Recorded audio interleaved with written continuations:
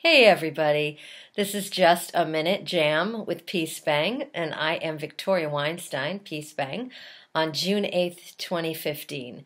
And I just want to check in with you all about the McKinney, Texas situation that you can Google and find out all about if you don't already know about it.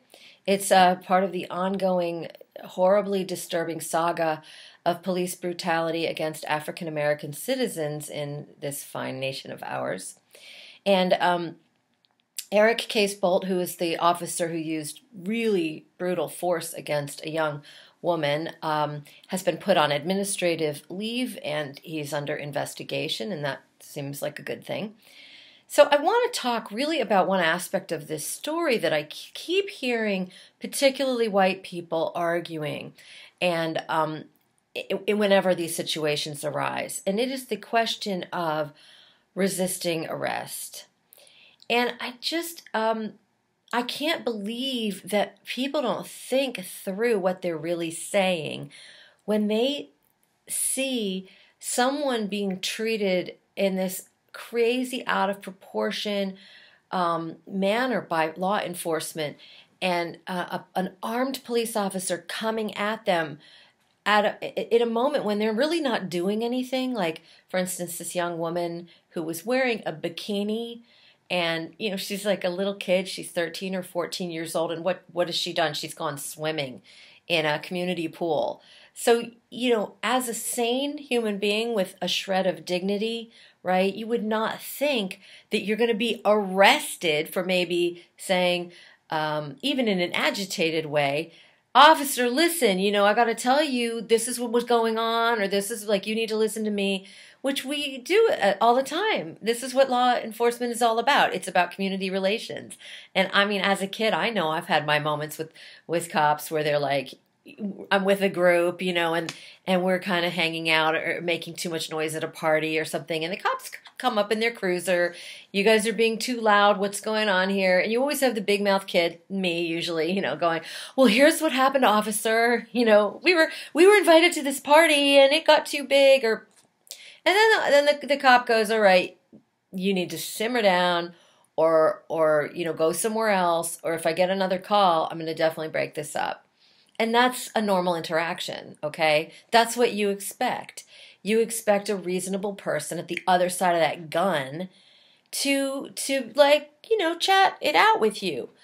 And that's what should be happening in policing. And I know it does happen all the time, but we're learning about all the times when it doesn't happen.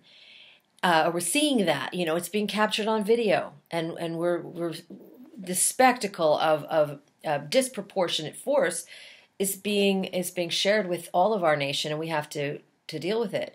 So for people who go like, "Look at her arm in that video. She's got her arm out to that police officer. Like, she's resisting arrest." What? Well, why should she be arrested in the first place? And if you're, if you're sane in the moment, you're going to be like, "What? No, that's just a human reaction to something that's happening to you." It's just an instinct to be like recoiling, or to yell, or to get a little bit like, whoa, whoa, whoa, like this. I'm thinking of Eric Garner, who died in police custody, shoved face in the sidewalk because he was reacting in that way that you would as a human being when your safety is being threatened. And you don't tell me to become compliant. You don't tell anybody, especially not African Americans, that they're supposed to be compliant and absolutely tolerate the brutality that's going to be inflicted on them. They know, you're in danger in that moment, and you are trying to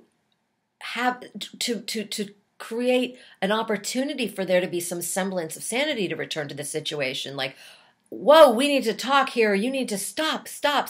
How many videos do we need to see where you see these folks like screaming, "Stop, stop"? And of course, there's yet another death of someone who has not committed any crime, and who was, was criminalized in white imagination before they even did anything because they're black.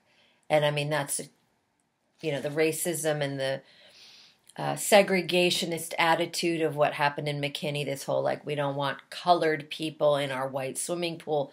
I mean, that is Jim Crow right there. So, but my point is really about this white people nodding and saying, well, he was resisting arrest.